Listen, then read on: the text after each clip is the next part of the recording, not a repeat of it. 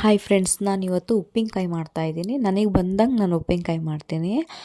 ಇವಾಗ 2 ಕೆಜಿ ಗಿಣಿ ಮಾವಿನಕಾಯಿ ತೊಗೊಬಿಟ್ಟು ಬಂದಿದ್ದೀನಿ. ಅದನ್ನು ಚೆನ್ನಾಗಿ ತೊಳ್ಕೊಂಡು ಚಿಕ್ಕ ಚಿಕ್ಕದಾಗಿ ಪೀಸ್ ಮಾಡ್ಕೊಳ್ತಾಯಿದ್ದೀನಿ. ಹಾಗೆ ಒಂದು ಬಟ್ಟೆ ಮೇಲೆ ಹಾರ ಹಾಕ್ಕೊಳ್ತೀನಿ. ಅದನ್ನು ನೀರು ಇರಬಾರ್ದು, ತೇವಾಂಶ ಇರಬಾರ್ದು ಅಂತ ಹೇಳಿ ಹಾಗೆ ಪ್ರೆಸ್ ಮಾಡ್ಕೊಳ್ತಾಯಿದ್ದೀನಿ. ನಾನಿಲ್ಲಿ ಒಂದು ಬಾಣಲೆಗೆ ಸಾಸಿವೆ, ಜೀರಿಗೆ ಮತ್ತು ಸ್ವಲ್ಪ ಮೆಂತ್ಯ ತೊಗೊಂಡಿದ್ದೀನಿ. ಮೆಂತ್ಯ ಜಾಸ್ತಿ ಹಾಕಬಾರ್ದು, ಕಹಿ ಬರುತ್ತೆ.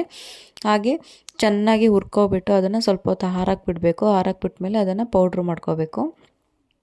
ಪೌಡ್ರ್ ಮಾಡ್ಕೊಂಡಾದ್ಮೇಲೆ ನಾನು ಒಂದು ಬಾಣಲೆಗೆ 1 ಲೋಟ ಎಣ್ಣೆ ಹಾಕ್ಕೊಳ್ತೀನಿ. ಎಣ್ಣೆ ಹಾಕ್ಕೊಂಡು ಅದರೊಳಗಡೆ ಸಾಸಿವೆ ಹಾಕ್ತೀನಿ, ಒಗ್ಗರಣೆ ಮಾಡ್ಕೊಳ್ತಾಯಿದ್ದೀನಿ.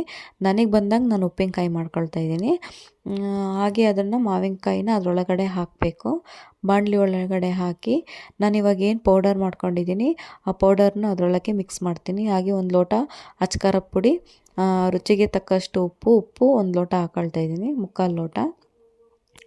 ಹಾಗೆ ಈಗ ಎಲ್ಲ ಮಿಕ್ಸ್ ಮಾಡಿ ಒಂದು ಡಬ್ಬಿಗೆ ಸ್ಟೋರ್ ಮಾಡ್ಕೊಳ್ತಾ ಇದ್ದೀನಿ. ಈ ವಿಡಿಯೋ ಇಷ್ಟ ಆದರೆ ಲೈಕ್ ಮಾಡಿ, ಕಮೆಂಟ್ ಮಾಡಿ, ಶೇರ್ ಮಾಡಿ ಅಂತ ಹೇಳ್ತಾ ಈ ವಿಡಿಯೋನ ಇಲ್ಲಿಗೆ ಎಂಡ್ ಮಾಡ್ತಾ ಇದ್ದೀನಿ.